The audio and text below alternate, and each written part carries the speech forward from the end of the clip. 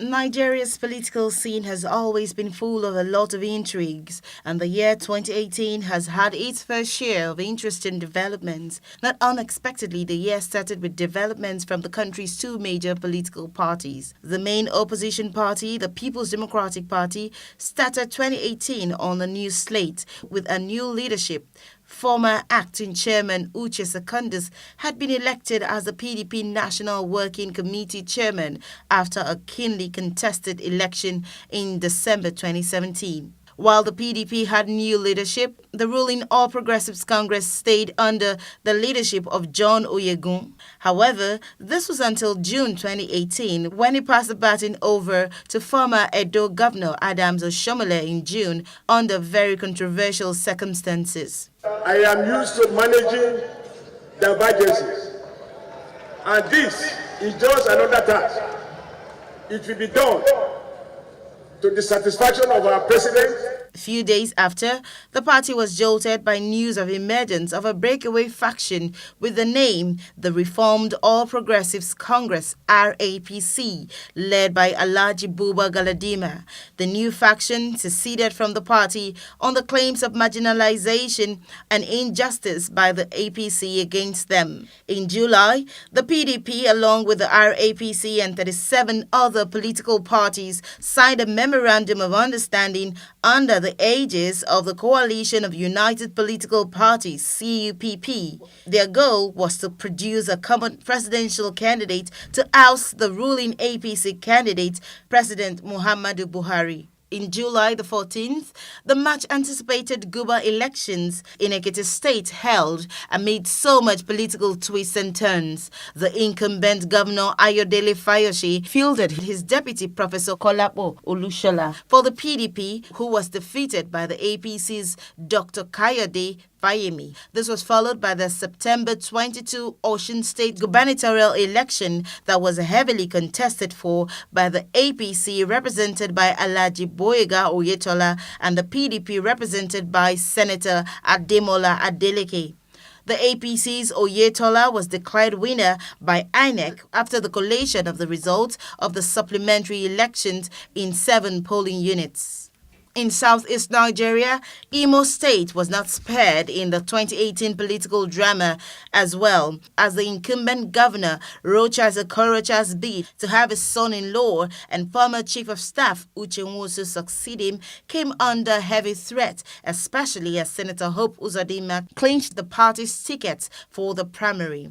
This resulted to Mr. Nwosu's defection from the APC to the Action Alliance (AA). Also, President Muhammadu Buhari, who is 75 years, emerged unopposed as the APC candidate along with his two-term running mate, Professor Yemi Oshibajo, while former Vice President Alhaji Atiku Abubakar won the ticket to represent the PDP in the party's primary held in Port Harcourt.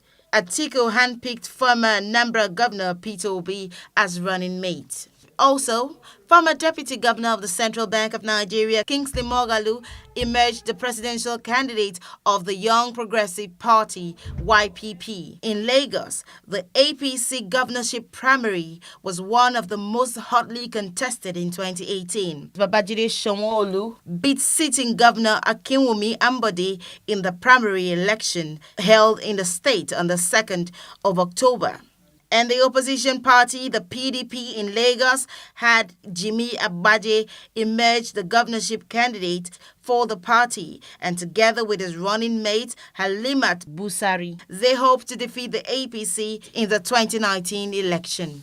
In Rivers State, Honorable Toye Cole emerged the APC flag bearer for the governorship election in 2019, while the sitting governor Nyesom Wike also emerged the standard bearer of the People's Democratic Party, seeking to run for a second term in office. Political analysts say the National Assembly has never seen as much drama in all of the 19 years of the country's democracy as it's witnessed in 2019, as it was from one turn of event to another. First, it was the alleged stealing of the maize. In April, unidentified gunmen invaded the Senate chambers and disrupted ongoing proceedings, cutting away the mace, the symbol of authority in the Senate. The Senate accused the senator representing Delta Central District, Senator Ovie Omo-Agege, who was later on suspended. The lawmaker returned to the Senate after a ruling of a federal high court in Abuja nullified the 90-day suspension. Then, the gale of defections hit the National Assembly between July and August. More intriguing was the defection of the President of the Senate, Bukola Saraki, alongside 13 members, and Speaker of the House of Representatives, Yakubu Dogara, along with 32 members to the People's Democratic Party. Other defectors from the APC to the PDP were the Kwara State Governor Abdul Fattah Ahmed, APC Publicity Secretary Alhaji Bolaji Abubakar, and Senator Dino Melaye of Kogi State. PDP, when shall I see my PDP? I will never forget my home.